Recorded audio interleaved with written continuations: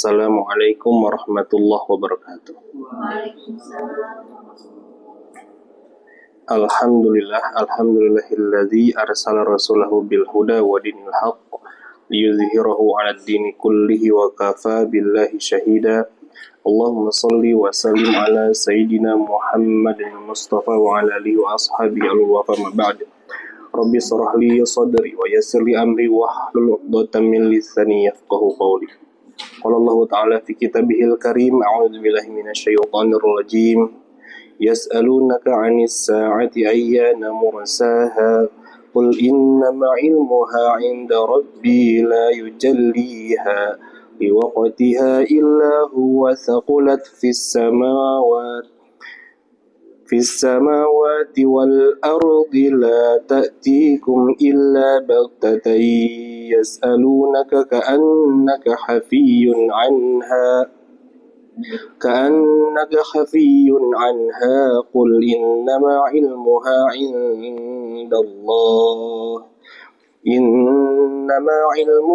'indallahi walakinna aktsaran nasi la ya'lamun.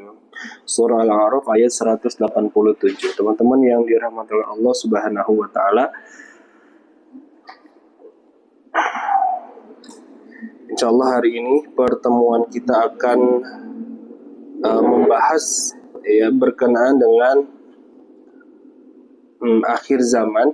Ya, insyaallah juga teman-teman sudah banyak ilmu tentang hal itu, karena untuk menghadapi akhir zaman atau perjalanan proses akhir zaman itu tentu diharuskan kita sebagai umat muslim mengetahui secara keilmuan atau mengetahui tanda-tandanya. Ya. Namun ada beberapa hal yang perlu kita ketahui, bahwasannya setiap kabar akhir zaman itu tidak hanya keburukan aja, tidak hanya kekerasan aja, tidak hanya kehancuran saja. Ya, adapun ciri-ciri yang sebetulnya itu tidak apa-apa, ya. Tapi itu bagian daripada ciri-cirinya atau tanda-tandanya akhir zaman. Contohnya adalah masjid yang dimegah-megahkan, bagus-baguskan, dia jadi bak seperti istana gitu. Dalam sebuah hadis diriwayatkan oleh Imam Abu Dawud, la taqumu sa'atu hatta yatabahan nasu fil masajid. Kiamat tidak akan terjadi hingga manusia berpenggah-penggah dalam membangun masjid. Akan tetapi ulama ini menjelaskan bahwasannya hadis ini bukan hanya bangunannya saja secara fisik, namun lebih kepada tarbiyah kepada masyarakatnya atau pendidikan kepada jamaahnya, kepada masyarakatnya yang tidak tersampaikan, sehingga masjid-masjid itu megah-megah tapi kosong, bagus-bagus tapi jemaahnya dikit, ya. Nah, itu yang dimaksud dalam hadis ini. Akan ada masa seperti itu. Tapi saat ini alhamdulillah masjid-masjid yang bagus-bagus itu banyak yang penuh gitu. Kalau ada pengajian penuh, kalau ada acara penuh, alhamdulillah, ya. Sekalipun memang agak bergeser, kalau yang ustadznya yang terkenal yang viral baru pada berbondong-bondong, yang ustadznya bagus secara keilmuan tapi nggak viral, ya biasa-biasa aja, ya. Walaupun ada bergesernya seperti itu. Nah, teman-teman yang dirahmati Allah, Imam An-Nawawi dalam syarah Sahih Muslim mengatakan, setiap informasi dari Nabi SAW tentang tanda-tanda kiamat tidak mesti itu haram dan tercela. Misalnya, meninggikan bangunan, banyaknya harta. Banyak harta itu kan bagian daripada ciri-ciri akhir zaman, tapi bukan tercela kan.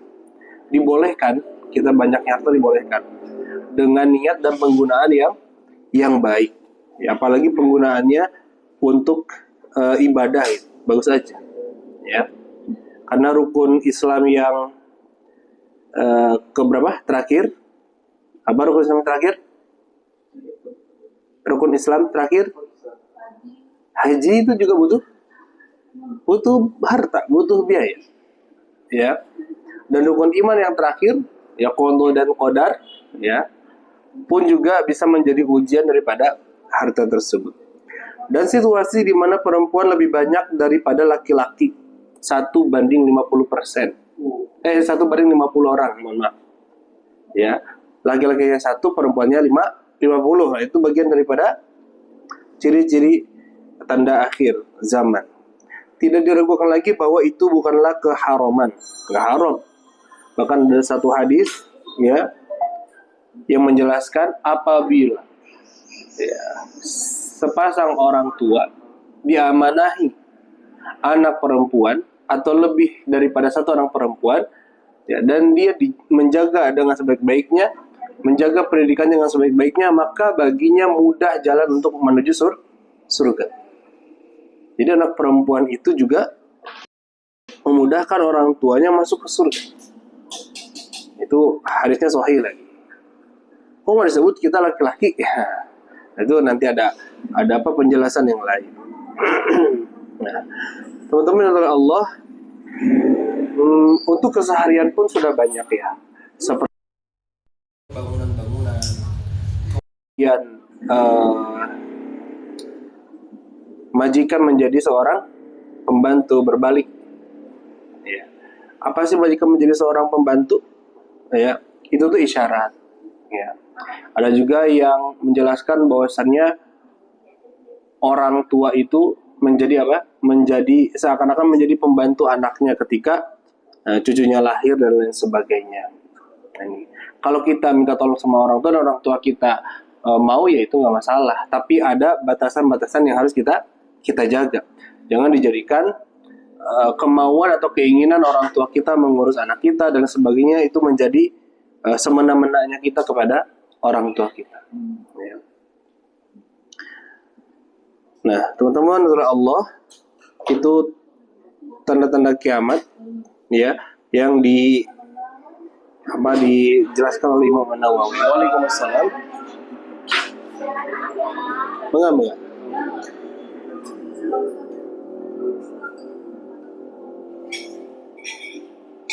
Silakan. Nah, jadi tidak semua kabar-kabar tentang akhir zaman itu semuanya haram, tercela, ya, atau kehancuran, atau kejelekan gitu ya. Sama seperti ini. Dalam sebuah hadis dijelaskan oleh Syekh Fuli bahwasannya suami dan istri atau istri ikut berniaga atau berjualan bersama suami. Dalam tanda kurung penjelasannya, suami juga mencari nafkah, istri juga mencari nafkah. Tapi itu bukan keharuman, itu kehalalan. Ya, walaupun itu bagian daripada ciri akhir zaman. Tapi itu dibolehkan dengan syarat-syarat tertentu, dengan syarat-syarat yang melindungi hak-hak terhadap istrinya juga, melindungi hak-hak sebagai perempuan. Ya, itu dibolehkan. Jadi ada hal-hal yang harus kita tahu. Jadi jangan sampai nanti kita dengar ada seorang ustaz, biasanya di kampung-kampung sih, ya. Kalau memahami secara tekstual banget tuh ya, yang di kampung-kampung tuh. Agak repot kalau memahami hadis-hadis berkenaan dengan akhir zaman. Terus yang berkomentar adalah ustaz yang begitulah, ya, yang tidak open minded, asik. Ya.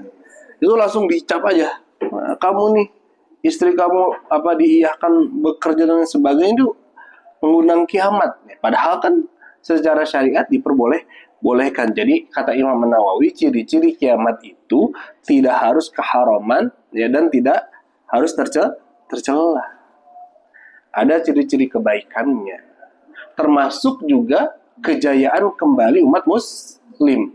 Itu kejelekan atau bukan? Bukan. Tapi itu bagian daripada tanda-tanda akhir zaman di zaman kita nanti. Nah, teman-teman adalah Allah,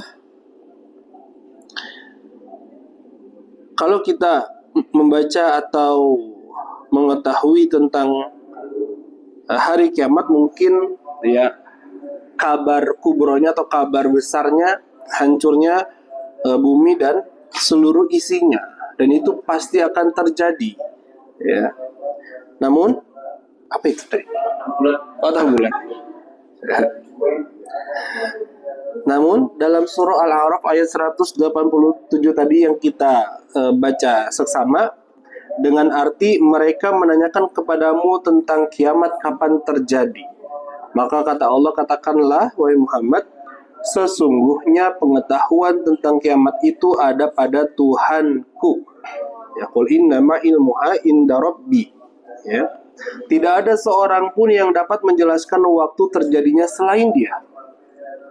Kiamat itu sangat berat huru-haranya bagi makhluk yang di langit dan di bumi.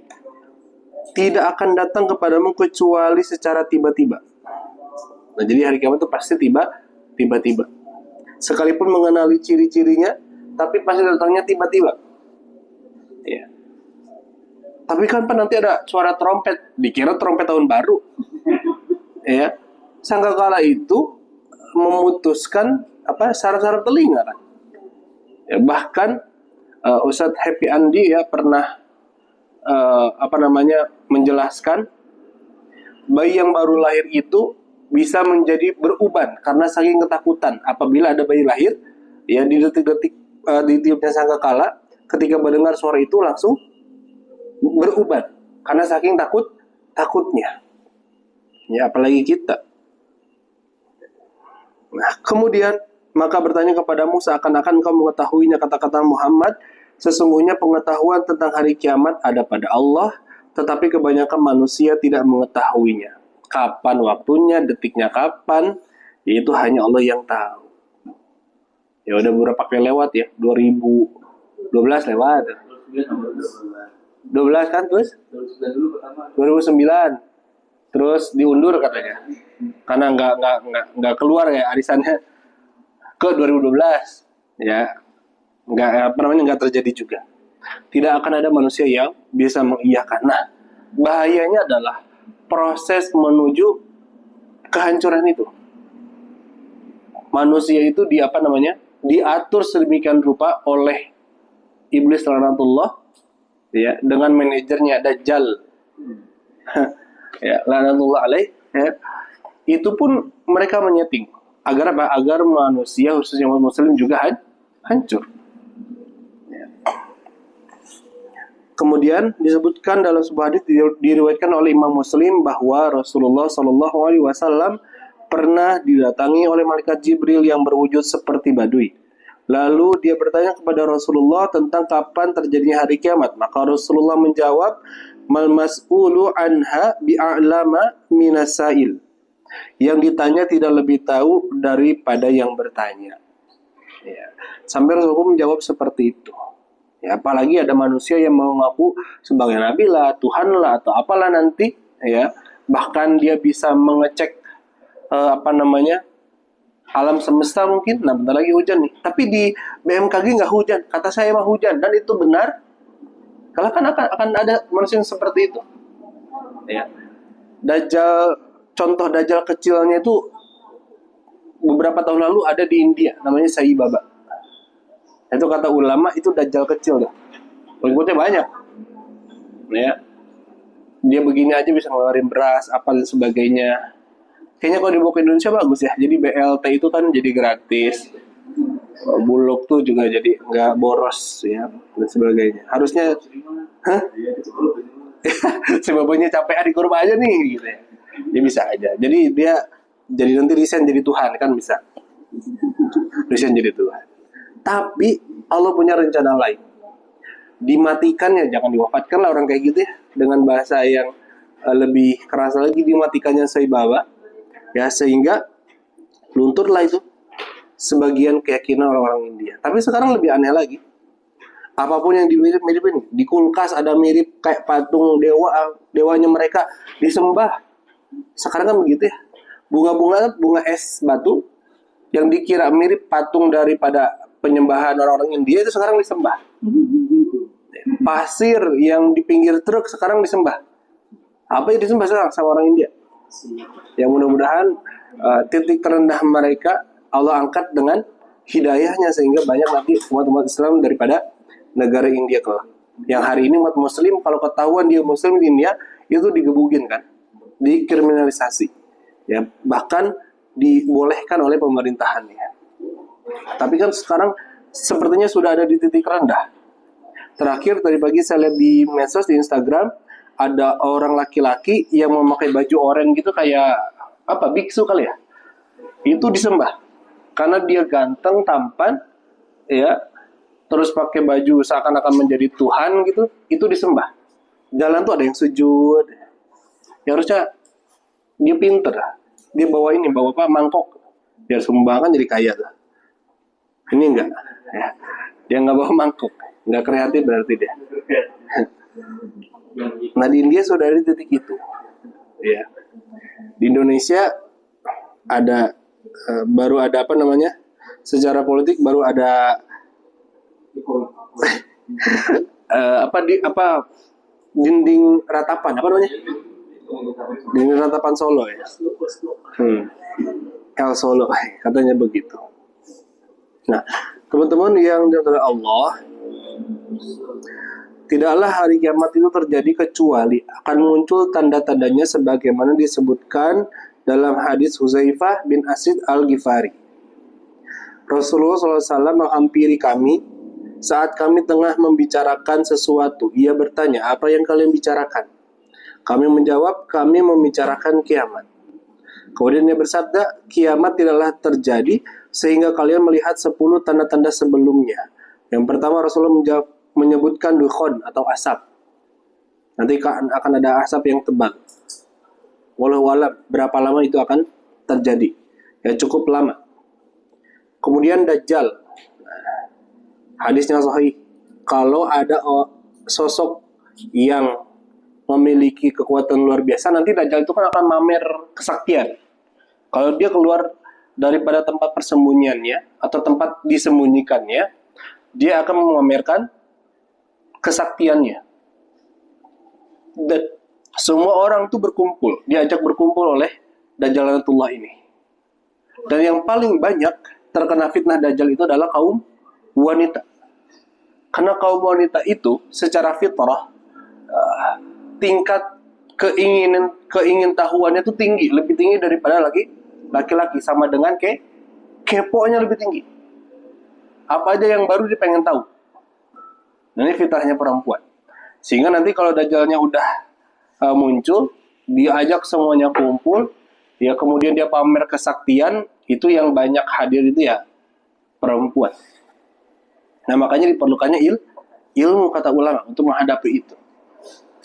Ya kenapa aja ada konser ini, kita semua kan mungkin pengen tahu ya. Secara kuantiti mungkin di dunia ini memang, atau di Indonesia ini ya banyak daripada kaum perempuan. Ya lebih banyak perempuan. Ya bisa aja seperti itu perhitungannya. Kemudian ad-dabbah. Ada yang ingat dabbah? Binatang melata yang keluar daripada perut bumi ya. Terbitnya matahari dari barat, turunnya Nabi Isa bin Maryam alaihissalam. Ya, tapi jangan sesekali selfie kalau Nabi Isa ya. Jangan juga selfie ketika ada Dajjal misalnya, pengen tahu Dajjal pengen diviralkan, nanti FYP kayaknya akun aku gitu. Enggak juga. Ya. Kan Dajjal itu keluar nanti setelah adanya peperangan. Dan perang di akhir zaman itu ya memang tidak ada teknologi. Sinyal itu kan hilang. Ya, sinyal itu rusak lah. Alat-alat untuk membangkit sinyal itu rusak. Sehingga nanti peperangannya akhir zamannya adalah dengan seperti perang dahulu, dengan pedang lah, dengan tombak lah, dengan batu lah, alat-alat yang ada. Bahkan dengan tangan kosong. Kemudian Ya'juj Ma'juj. Syekh Al-Muli mengatakan Ya'juj Ma'juj ini setiap hari itu dia menggali tanah, kemudian memalu atau merobohkan tembok-tembok penjaganya setiap hari, dan dia beristirahat di hari Kamis. Jadi dia beristirahat di hari Kamis, dan hari Jumatnya Allah tambal lagi tembok itu. Kata Syekh Al-Muli begitu. Iya, ditambal lagi. Makanya Ya'juj Ma'juj itu belum keluar. Dan itu bagian daripada keistimewaan surah Al-Kahfi. Ada 2 untuk apa namanya? Untuk akhir zaman atau untuk menuju hari kiamat.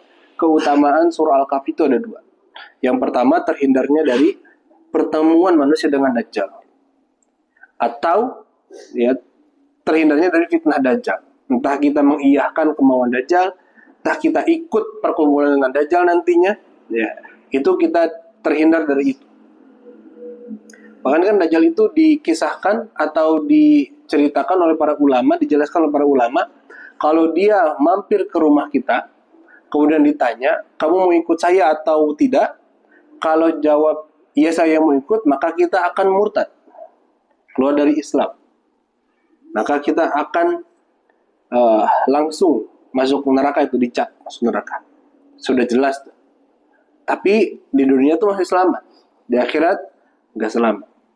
Tapi kalau kita bilang, enggak, saya nggak mau ikut, saya tahu kamu Dajjal, nah itu bisa mati seketika, entah disiksa kah, entah dirobohkan rumahnya sehingga reruntuhannya menimpa dirinya dan keluarganya, atau apalah itu, pokoknya mendapat kekejaman lah kalau dia menolak ajakan Dajjal. Nah itu fitnah Dajjal. Dan Dajjal itu juga dijelaskan oleh para ulama, tahu kelemahan kita. Ketemu Puja nih, Puja mah gampang dah. Ada wanita yang cantik gak? Suruh aja duduk dekat Puja, udah. Ya, misalkan dia tahu syahwatnya tuh tinggi, syahwatnya tuh susah terkendali, udah kita melenceng di situ. Nah, itu salah satu kehebatan Dajjal, dia tahu kelemahan kita. Ketemu si Fulan, saya tahu dia mah mata duitan. Kasih dolar aja, cuma segepok, udah dia mau. Udah tuh deh. Dia ini sukanya apalah, makanan favoritnya juga paling seblak lah. Dan kasih aja lah 5 juta lah per hari.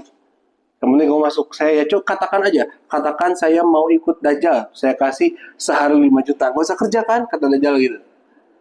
Ya udah, saya mau ikut Dajjal, udah tuh murtad dari situ. Itu fitnah Dajjal, luar biasa sekali. Ya, kehebatannya seperti kilat dia, dari rumah ke rumah itu seperti kilat, karena dibantu oleh pergerakan bangsa jin laknatullah. Ya. Itu Dajjal, teman-teman. Pokoknya kata Nabi, kalau ketemu Dajjal jangan sesekali ya menghampirinya. Lari sejauh mungkin. Lari sejauh mungkin. Mudah-mudahan kita tidak ada di zaman itu tentunya. Ya nauzubillahi min dzalik. Mana tadi? Majus, ya. 3 gerhana di timur, gerhana di barat, dan gerhana di Jazirah Arab. Dan yang terakhir adalah api muncul dari Yaman, mengiringi manusia menuju tempat perkumpulan mereka. Hadis riwayat Imam Muslim, Abu Dawud, Tirmizi, dan Ibnu Majah. Ya. Akhir zaman atau hari kiamat memang belum datang dan belum juga muncul tanda-tandanya. Akan tetapi, ya, fitnah akhir zaman sudah ada dan banyak sekali di zaman sekarang. Salah satu yang disebut oleh Nabi adalah peristiwa hari ini yang sedang marak di negeri kita adalah LGBT itu. Itu jelas tanda-tanda hari kiamat. Ya, padahal mereka harus menyadari bahwasannya ya itu bukanlah HAM, bukanlah hak asasi manusia. Justru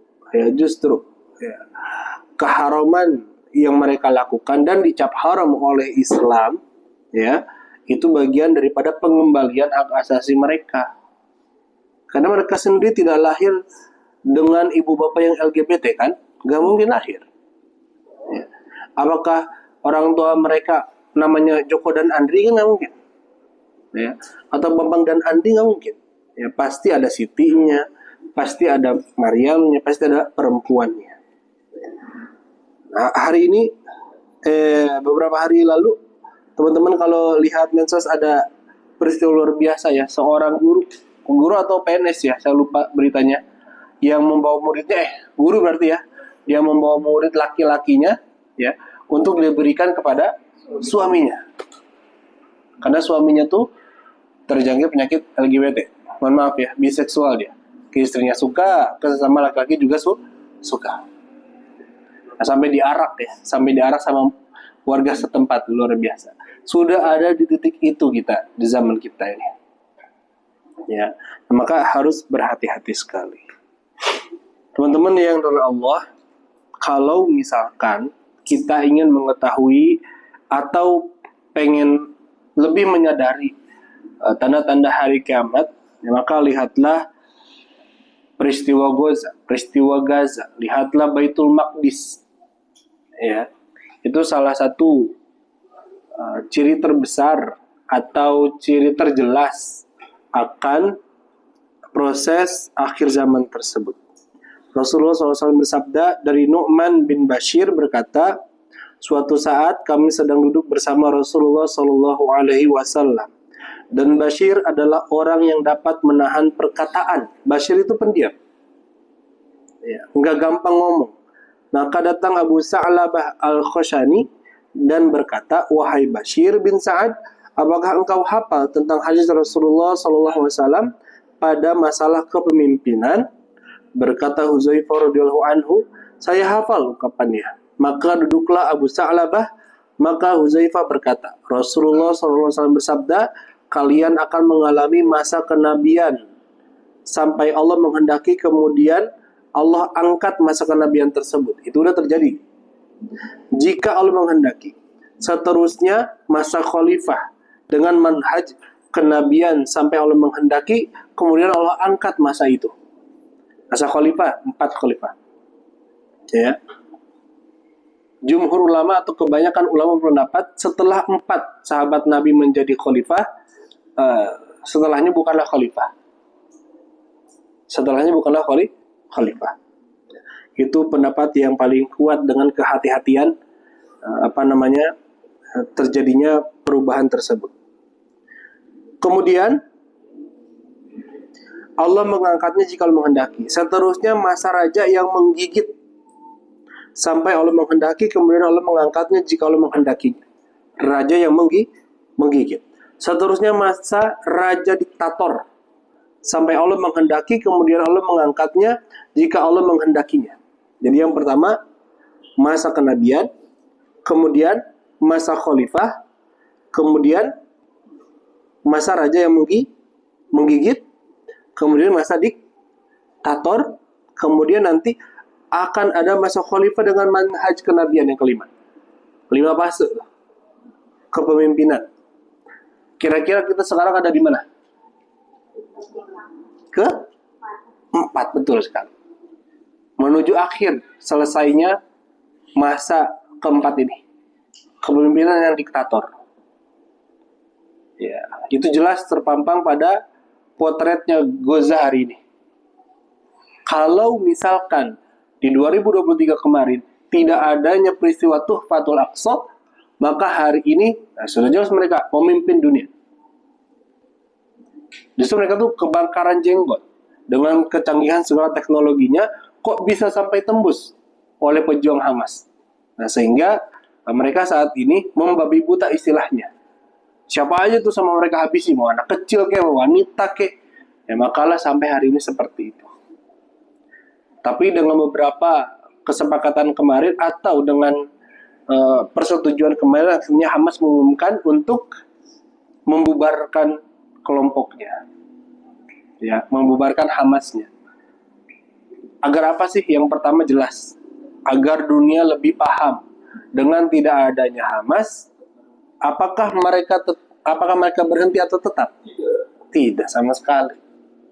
Nah, sehingga dari situ ya mudahlah orang-orang itu mengerti, sehingga hidayah Allah menguat pada dirinya, sehingga semuanya berbalik untuk mendukung saudara kita di Palestina. Sampai Piala Dunia kemarin aja tuh ada Palestinanya. Luar biasa sekali. Ya. Sampai Spanyol aja, ya, timnas Spanyol kan harusnya kan ada Donald Trump-nya tuh. Itu di fotonya tuh dihapuskan Donald Trump-nya. Ya, sampai ke situ. Mungkin kalau Indonesia yang juara dunia, nggak akan berani Donald Trump-nya dihapuskan. Yang berani hanya Spanyol. Bahkan Perdana Menteri Spanyol, dulu kami dengan Amerika untuk menghabisi Irak, kami setuju. Ternyata itu kebohongan Amerika, dan kami tidak mau yang mendapatkan kebohongan kedua kalinya untuk memusuhi Iran. Nah, itu Spanyol tuh. Iya, Pak?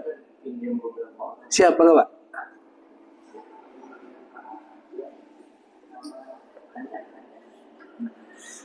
Nah, jadi dulu seperti itu ternyata, teman-teman.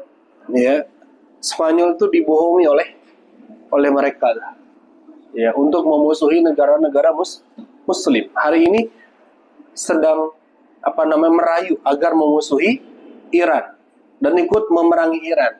Ternyata Spanyol jelas menolak, dengan tegas menolak. Itu sudah ada pernyataan dari Perdana Menteri Spanyol, luar biasa ya. Nah, Indonesia malah jurnalis atau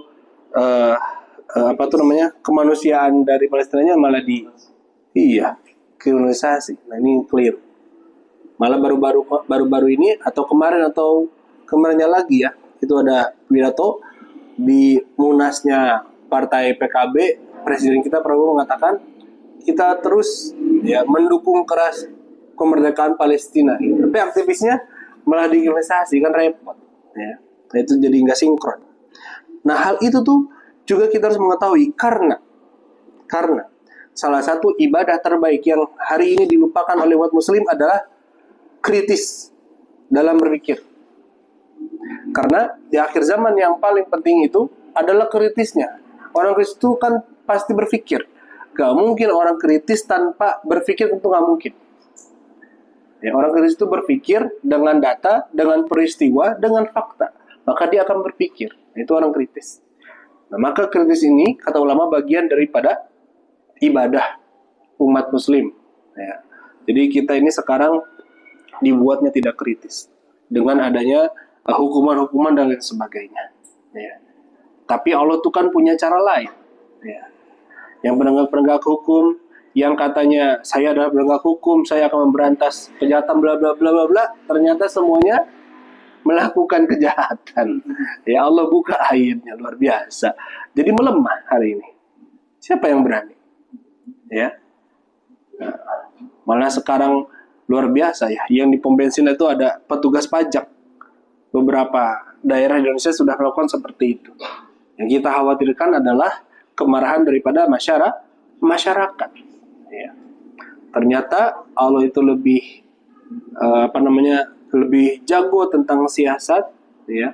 Media sosial yang tadinya bertujuan untuk mengaburkan fokusnya umat muslim untuk menimba ilmu, ternyata malah menjadi salah satu media untuk mengetahui kebobrokan, ya, mengetahui kejanggalan, mengetahui skema-skema yang buruk untuk manusia. Seperti itu, teman-teman. Nah, teman-teman yang adalah Allah, Rasulullah SAW bersabda, awal urusan ini adalah kenabian dan rahmat. Kemudian berikutnya kekhalifahan dan rahmat. Kemudian berikutnya kerajaan dan rahmat. Raja-raja dulu sempat ya. Ada kerajaan-kerajaan, fase-fase kerajaan.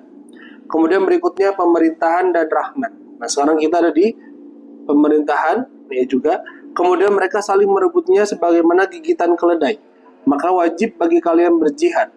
Dan sesungguhnya sebaik-baik jihad adalah ribaut atau berjaga. Dan sebaik-baik ribaut adalah askolan. Askolan itu sekitar 21 km daripada Gaza. Dulu ketika umat muslim berkuasa di dunia ini, Gaza bagian daripada Askolan. Nah, jadi bagian pusat ya. Pusat atau titik terbaik untuk mengetahui zaman, nah itu Baitul Maqdis dan sekitarnya. Nah, hadis ini menguat ya, di atas menguatkan kabar gembira kenabian pada para mujahidin dan rakyat Gaza. Askolan dan Gaza adalah wilayah selatan di Palestina. Askolan dan Gaza dua kota yang berdekatan, ya, sekitar 21 km. Bahkan di masa Islam Gaza masuk ke dalam wilayah Askolan, sehingga perang Gaza adalah prakondisi kejatuhan penguasa diktator atau mulkan Jabrian. Istilahnya mulkan Jabrian. Yang saat ini ya eranya Amerika Serikat dan sekutunya menuju era khilafah, ya, sesuai manhaj para nabi. Allah Ta'ala memperlihatkan tanda-tanda kebesarannya di Syam, khususnya Palestina, khususnya Gaza. Banyak sekali pelajaran di Gaza bagi umat manusia dan khususnya umat Islam. Dan kemudian perang umat Islam melawan Yahudi juga sudah disebutkan Nabi SAW tidak akan tiba hari kiamat hingga kaum muslimin memerangi orang-orang Yahudi dan membunuh mereka sehingga orang-orang Yahudi bersembunyi di balik pohon dan batu. Kemudian batu dan pohon berkata, wahai muslimin, wahai hamba Allah, orang Yahudi ada di belakangku. Kemarilah bunuhlah dia, kecuali ya Gorqad, pohon Gorqad ya, karena ia adalah pohon orang-orang Yahudi. Hadis riwayat Bukhari dan Muslim. Dan sekarang orang Yahudi udah kepedean, udah tanam pohon Gorqad sendiri ya. Padahal nanti akan disubsidi kayaknya ya, karena sesuai hadis Nabi. Tapi ya semuanya akan dikalahkan, semuanya akan ada waktunya teman-teman. Nah ini ada penjelasan nih tentang tadi peristiwa Tufatul Aqsa. Nah, perang perlawanan ini sudah berlangsung semenjak Zionis Yahudi menjajah Palestina Mei 1948. Bahkan sebelumnya, penjajah Zionis Israel baru merasakan perlawanan yang seimbang saat perang Tufatul Aqsa Oktober 2023. Bahkan menelan kekalahan berat. Seorang mayor jenderal tentara cadangan Israel, Yitzhak Brik, ya, mengatakan bahwa tentara yang menggambarkan dirinya sebagai yang terkuat di Timur Tengah dikalahkan oleh Hamas dan tentaranya dikit, yang nggak tahu suplai senjatanya gimana, cara buatnya. Ya. Perang ini betul-betul memporak-porandakan mimpi Israel mendirikan Israel Raya namanya. Jadi semuanya itu akan diratakan menjadi Israel Raya. Ribuan tentara IDF terbunuh, ribuan yang lain terkena sakit gangguan mental, ya. Dalam tubuh pemerintahan Netanyahu berpecah belah. Ada apa? Ada pro kontra akhirnya. Semuanya nggak pro Netanyahu. Setelah Tufatul Aqsa kemarin. Dan Tufatul Aqsa benar-benar merubah peta dunia. Gerakan massa dunia semakin menemukan momentum perubahan global. Umat manusia di barat dan timur berbondong-bondong masuk Islam. Perang Gaza adalah proses awal dari kekalahan Zionis Israel seperti yang disebutkan hadis di atas. Kalau Syekh Yasin ya menghitung ya, sesuai dengan ilmunya, kata Syekh Yasin sekitar, atau malah nggak mengatakan sekitar ya, 2030 ya, insya Allah akan memulai kekhalifahan umat muslim. Sekarang 2026 ya, sekitar 4 tahun lagi. Berarti 1 tahun setelah pemilihan nanti. Pemilihan entah siapa nanti calonnya, Gibran apa ya? Jadi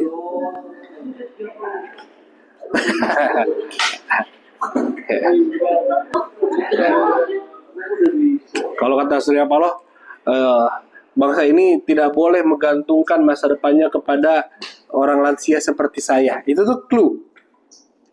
Yang cocok nanti menjadi pemimpin Indonesia berikutnya atau menjadi calon itu yang muda-muda.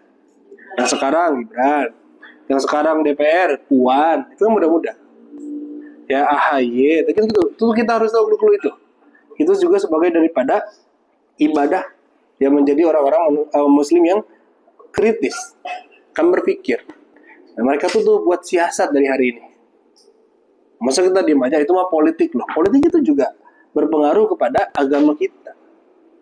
Ya, keadilan itu berpengaruh daripada kebijakan politik.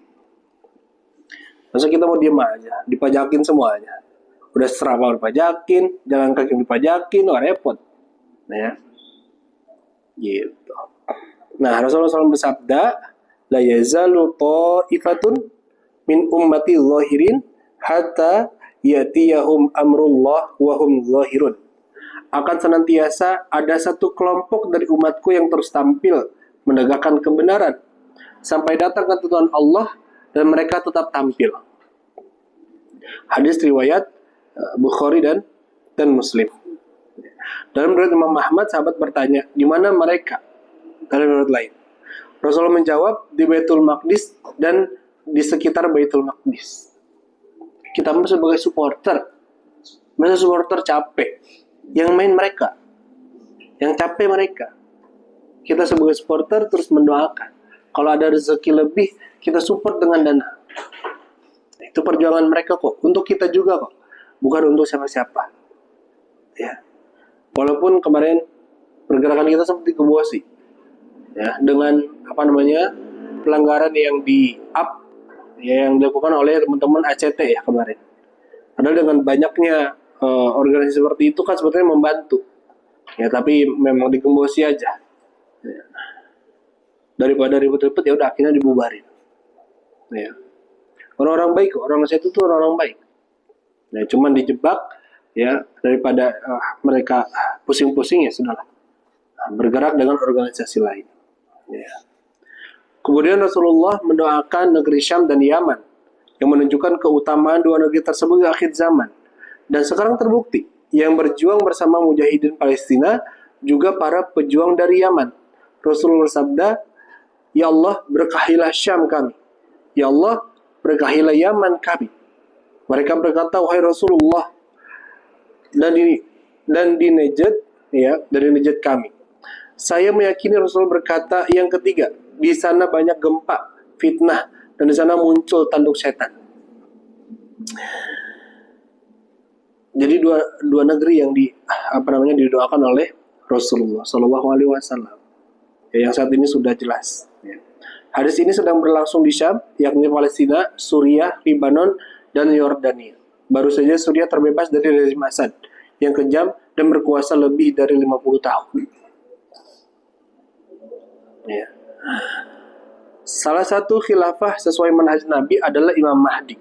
Nah, nanti Imam Mahdi akan muncul di akhir yang di fase kelima, ya kan? Khalifah kenabian, terus khalifah, terus yang ketiga apa tadi? Masih ingat?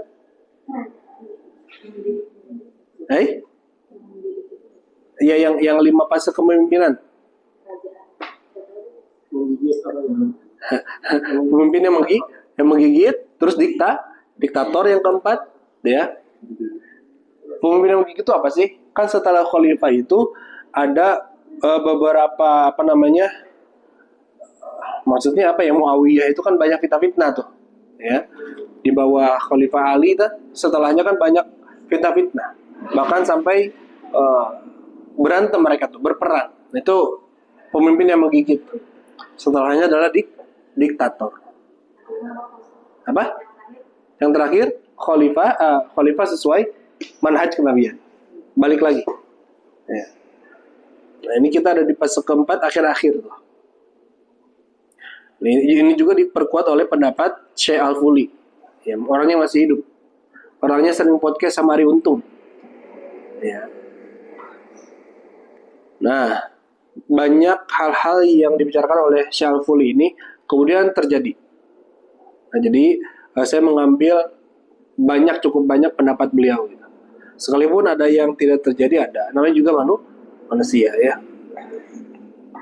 Salah satu khilafah sesuai manhaj Nabi adalah Imam Mahdi. Sebagaimana disebut dalam hadis-hadis Imam Mahdi, ya, walaupun kita belum tahu berapa khalifah sesuai manhaj Nabi pada akhir zaman nanti, kemudian disusul fitnah Dajjal serta Nabi Isa alaihissalam turun dan tanda kiamat besar yang lain, maka dunia sudah memasuki fase paling akhir. Ya. Hadis riwayat Imam Tirmidzi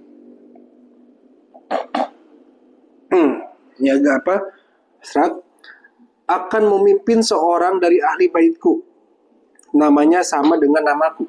Jadi Imam Mahdi itu namanya nanti Muhammad, binnya juga harus sama, Abdullah. Gak mungkin Muhammad binnya Dani, gak mungkin. Ya, binnya Puja, gak mungkin. Sekalipun sosoknya tinggi, besar, ganteng itu, terus tegas, terus kuat, terus pintar, ya, terus dia Muhammad, terus diangkat jadi Al-Mahdi, itu gak? Al-Mahdi itu pangkat atau sebutan atau gelar, ya, bukan nama, ya. Apakah nanti ada di Indonesia kelak di 2029 ada calon namanya Mahdi? Ini Imam Mahdi nih, enggak, bukan, ya. Mungkin nanti Mahdinya bin Bustomi atau bin siapa itu, ya, saya jangan. Indonesia kan banyak bin, ya. Bahkan tadi saya posting, saya dapat dari itu juga sih. Jadi Pak Presiden tuh mengatakan bahwasannya sebut Londo Ireng masih ada, ya, kini jadi jurnalis hingga LSM. Terus saya baca komen-komennya, ada nama Benjamin Thomas Sigar.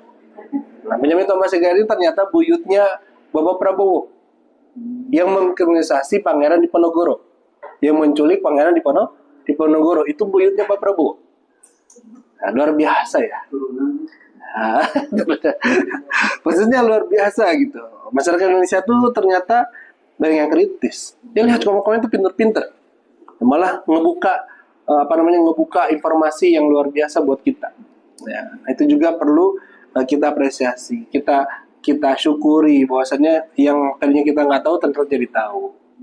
Ya.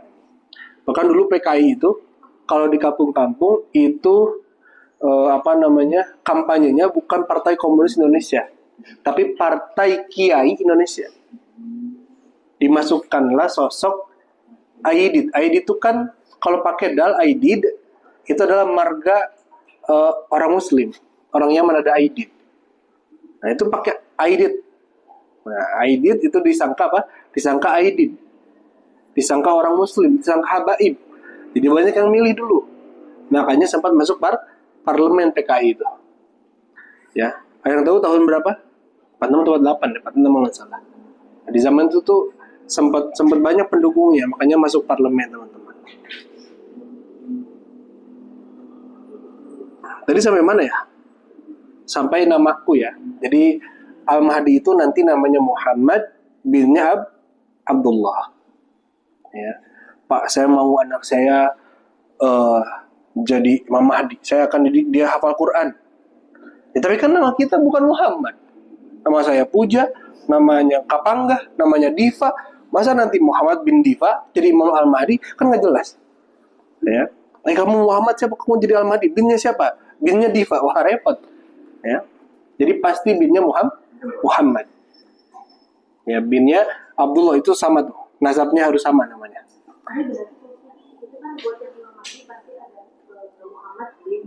Ya. Berarti mungkin aja nanti kayak namanya bapaknya Abdullah nih pengen punya anak, saya namanya Muhammad. Bisa. Tapi berarti ada kemungkinan berarti. Ya, tapi Muhammad tersebut nggak mungkin mengaku sebagai Al-Mahdi karena Al-Mahdi tidak mungkin mengaku dirinya Al-Mahdi. Tapi bisa dibuat juga nanti. Bisa. Saya pengen nih anak saya jadi. Betul, bisa dibuat. Carilah namanya nanti suaminya Muhammad. Abdullah ya. Jadi ada 1, 2, siapa lagi? 3 yang punya potensi. Mau viral gitu anaknya. Dan memang nasabnya sampai kepada Nabi. Anak Habib. Iya.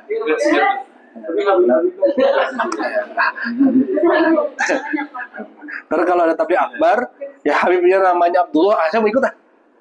Habib mau punya istri 3, mau istri 3 gitu. Saya istri ketiganya lah Habib gitu. Karena namanya Abdullah, enggak juga, ya. Itu mah Pak, enggak. Dan itu akan terjadi seperti itu. Ya. Khair Mas. Siap Mas. 94. Siap, sama-sama. Enggak. Nah, ini ada penjelasannya lagi teman-teman dari hadis riwayat At-Tirmizi dan Al-Hakim. Al-Mahdi dari keturunanku, nih dari Nabi SAW. Jelas ya? Nasabnya sampai kepada Nabi Muhammad. Ya. Nggak mungkin dia nanti memimpin dunia atau memimpin umat muslim dari kerajaan Majapahit, itu nggak mungkin. Ya pasti dari keturunan Nabi Muhammad SAW. Ya. Atau tiba-tiba saya ini memimpin dunia, akan menjaga hutan-hutan Jawa Barat. Saya turunan Prabu Siliwangi. Hutannya dikeruk di aja. Ya, aneh. Ya. Dahinya lebar, hidungnya mancung. Dan pas nikah terus lahir anaknya, ya gak mancung, ya tereliminasi. Nggak jadi namanya Muhammad ya. Jangan dong ya, nama tuh bagus. Kalau pakai nama Muhammadnya pakailah. Ya. Dia akan memenuhi bumi dengan keadilan, sebagaimana bumi telah dipenuhi dengan kezaliman dan kelaliman sebelumnya. Dia akan berkuasa selama 7 tahun. Berkuasa selama 7 tahun. Pak, lewat tuh Pak. Periode kita kan 5 tahun. Ini kan memimpin bumi. Ya, bukan memimpin Indonesia. Ya. Kemudian dari hadis riwayat Imam Muslim, Dajjal akan muncul pada umatku, maka ia hidup selama 40. Ya. Di sini menyebutkan hanya 40 saja. Nggak tahu antara 40 hari atau 40 bulan atau 40 tahun. Kalau 40 tahun kelamaan kayaknya. Ya. Kemudian Allah mengutus Isa bin Maryam. Ya, ia seperti Urwah bin Mas'ud Nah, maka Isa alaihissalam mencari Dajjal dan menghancurkannya. Kemudian Isa alaihissalam tinggal bersama manusia selama 7 tahun. Ya, tidak akan terjadi permusuhan di antara dua kelompok. Kemudian Allah mengirim angin dingin dari Syam, maka tidak akan yang tersisa di bumi seorang pun, ya, yang dalam hatinya ada iman walaupun sekecil atom, kecuali diwafatkan oleh Allah Subhanahu wa Ta'ala. Tapi yang kafir atau yang imannya nggak ada, udah masih hidup itu. Itu detik hancurnya bumi atau kiamat kubur. Ya. Nah, itu tentang hari kiamat, teman-teman. Ada yang mau didiskusikan? 11.27 sekarang ternyata ya.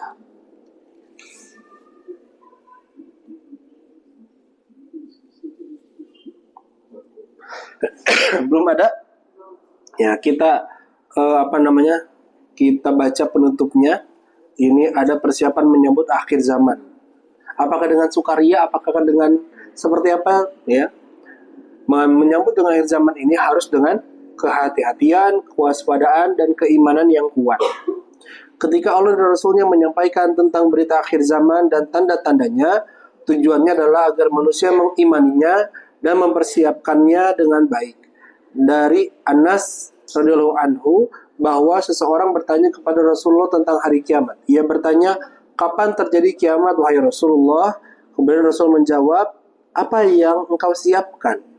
Orang tersebut menjawab, saya tidak menyiapkan banyak sholat, puasa dan sedekah kecuali bahwa aku mencintai Allah dan Rasulullah. Kemudian Rasulullah bersabda, engkau bersama orang yang engkau cintai. Anas radhiyallahu anhu berkata, tidak ada kebahagiaan saya melebihi apa yang disampaikan oleh Rasulullah SAW. Engkau bersama orang yang engkau cintai. Ya. Kata Rasulullah SAW. Kemudian Anas radhiyallahu anhu melanjutkan, maka saya mencintai Nabi SAW, Abu Bakar radhiyallahu anhu, Umar radhiyallahu anhu, dan saya berharap bisa bersama mereka dengan kecintaanku kepada mereka walau belum beramal seperti mereka. Hadis riwayat Imam Bukhari. Anas bin Malik radhiyallahu anhu meriwayatkan hadis lain. Beliau berkata, Rasulullah SAW bersabda, jika akan terjadi hari kiamat dan di tanganmu ada bibit kurma, jika kamu mampu menanamnya sebelum terjadi kiamat, maka lakukanlah. Artinya memperbanyak amal solih, terus belajar tentang ilmu agama, kemudian bertahan ya untuk terus menjalankan sunnah-sunnah Nabi, ya, dan menjalankan semua aktivitas sesuai dengan firman Allah dalam Al-Quran. Nah, itu jawabannya. Itu yang perlu kita siapkan. Gak ada yang lain. Ya. Ada yang didiskusikan, teman-teman?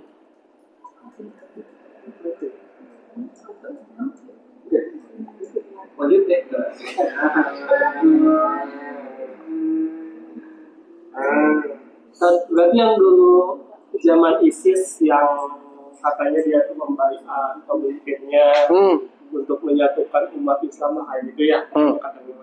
Nah itu gimana tuh?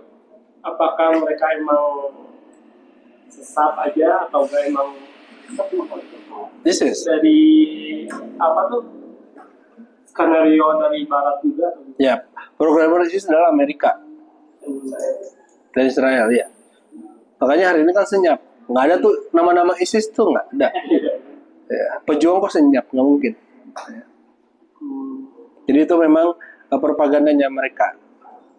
Ya, itu tadi mereka tuh kan juga mempelajari Islam.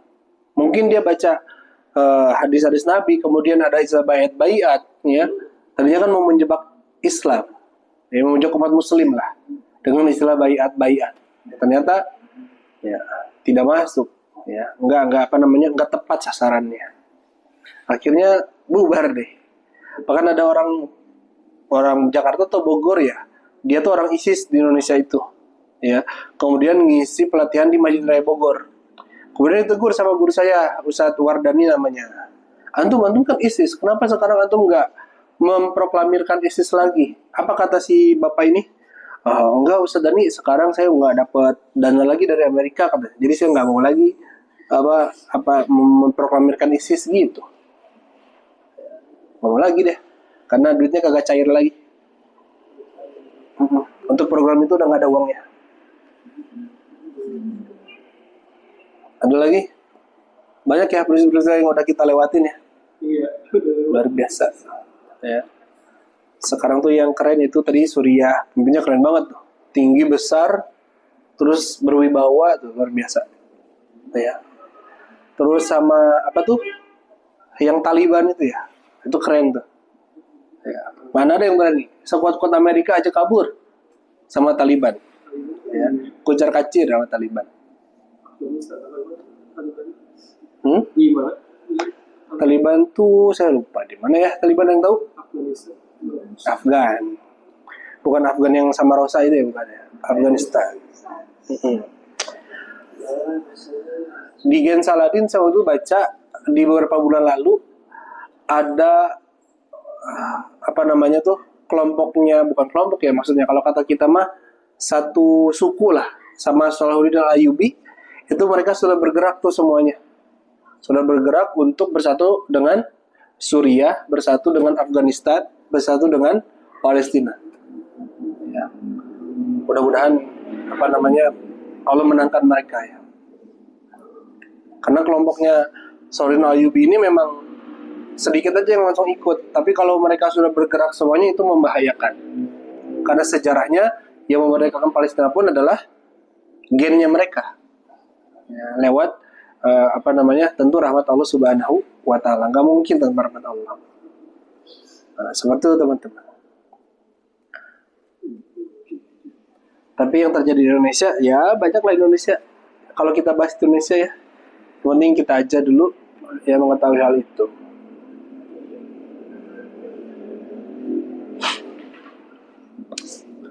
Diskusinya ntar kita lanjutkan lagi, kita tutup dulu channelnya Kanvas Ilmu. Ya sudah cukup. Terima kasih. Kita akan bertemu lagi di Kanvas Ilmu di lain waktu. Assalamualaikum warahmatullahi wabarakatuh. Waalaikumsalam.